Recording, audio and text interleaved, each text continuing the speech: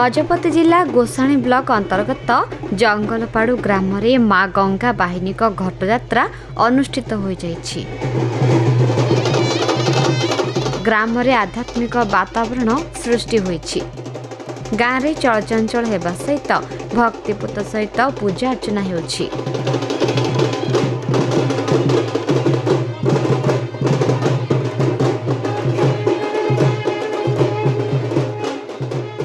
प्रत्येक संध्यारे मांकर घट परिक्रमा करा जाउछि।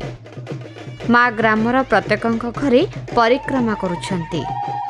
ग्रामवासी मध्य भक्तिपूत भावरे माँ को स्वागत करुछंती।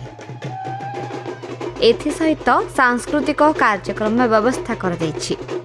माँ को शुक्रवार दिन स्थायी मंडपरु आवाहन करा जाई अस्थायी मंडपरे नीति नियम अनुसार पूजा अर्चना करा जाइछि।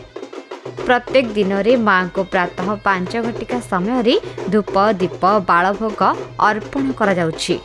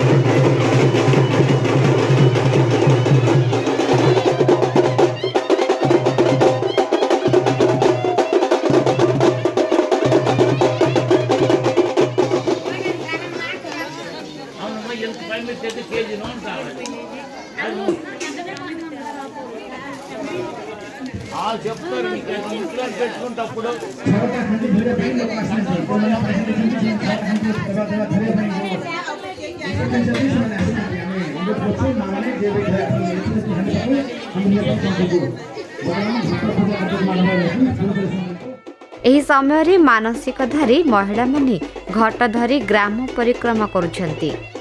प्रत्येक घर पाखरे माँ को गोड़ धोई निज निजर मानसिक पूर्ण पाई पूजा करुछंती ग्रामवासी।